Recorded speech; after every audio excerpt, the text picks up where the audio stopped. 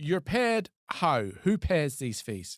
The vast majority of those who appear before the Crown Court receive legal aid, and that is payment by the government. So it's the government, the Department of Justice, who fund those legal aid fees. So they set the rates and they pay the fees to the barrister.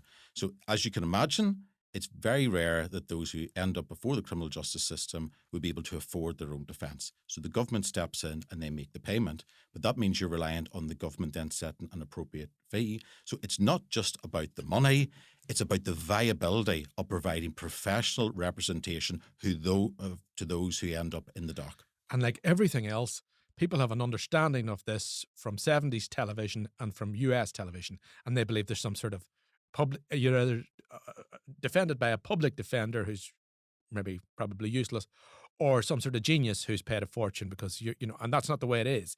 The vast majority of people, very few very rich people are in front of the criminal courts, or there may be some occasions, of course, but the vast majority of people are paid through legal aid. Yes. That's what it is, and those legal aid fees are too low, and this means, Aoife, that in Michael's words, it's simply unviable as a profession.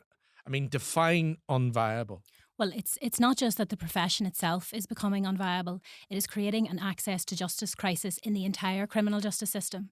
If the criminal bar cannot continue to bring in and train and develop young criminal practitioners, there then becomes an entire gap in those professionals that are available to represent those who need it at the most vulnerable time in their life. So it's not just an issue about fees as it stands today. It's about retaining criminal practitioners, young practitioners, female practitioners in particular, to work their way through the system, to develop their experience through the system and stay in that system so that there is always an availability of practitioners of the highest calibre to represent people in the most serious types of criminal cases. You are kind of at a disadvantage in terms of industrial action because, if you were nurses, people, there's nurses on the picket line and the TV cameras are out there because the public sympathy for nurses or childcare assistants or classroom assistants, there are certain professions which people have this innate sympathy for. But people are maybe unaware of the reality of how the payment system works and how much money, frankly, is involved. So, it is a challenge for barristers to go out and sell this strike to the public because the public will be under the impression that barristers are near automatically very well off. You're telling me that's not the case? That's not the case, and that picture has really developed predominantly from barristers who would have had what's referred to as private clients or private paying clients. That is a world away from the fees and the clients that are dealt with in the criminal justice system and the fees and the clients that are entitled to legal aid. The people and the defendants that we deal with in the course of the criminal process are often experiencing extremely complex mental health issues, perhaps physical issues alongside. They've had issues in their childhood. They might have issues at home. They have issues with employment. And they are going through, in an already vulnerable state, what is an extremely complicated and serious process. We don't consider that we're doing the work of nurses or doctors or anything like that. But one's liberty is of quite substantial importance to the vast majority of us all. And really having someone to represent you and stand in the way of the system that is otherwise going to interfere with your liberty is an extremely important protection that everyone should be interested in maintaining and protecting. Because the issue is one of recruitment and retention. Aoife was my pupil. I qualified under a criminal practitioner 16 years ago. Aoife qualified when I trained her 6 years ago. I was very keen as a practitioner to undertake criminal work, as was Aoife. Now the mood music we're hearing from young practitioners is they don't want to do this work because the work is ever more complex, ever more pressurised, and the fee system that was set in 2005 has been cut that many times, hasn't risen with inflation, hasn't taken into account the complexities. So young practitioners do not want to do this work. And what that means is you've got a recruitment issue. You've also got a retention issue as well, because over the course of the last 4 or 5 years, there have been a number of criminal defence barristers quietly quitting. Might have had a 50% criminal defence practice, 50% civil practice. And This just work is too stressful, it's too pressurised, and the rewards just simply aren't there for the amount of time, effort that goes into it, and the pressure.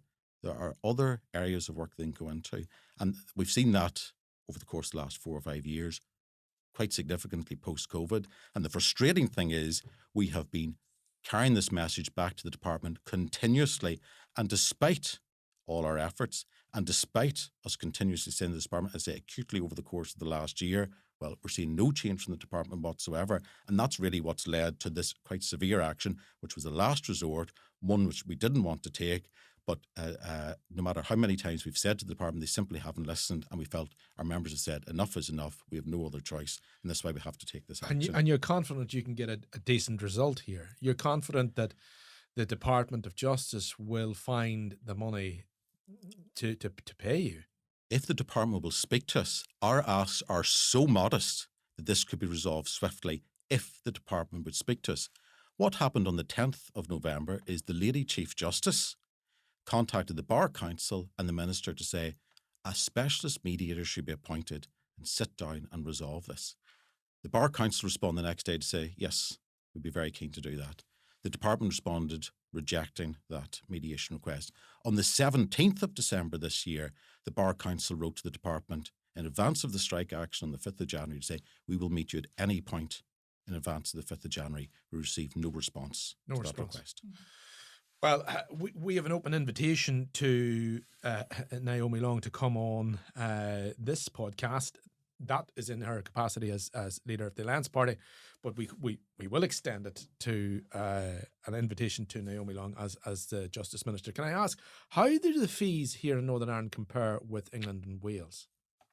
There's a fairly similar structure. However, one of the major bones of contention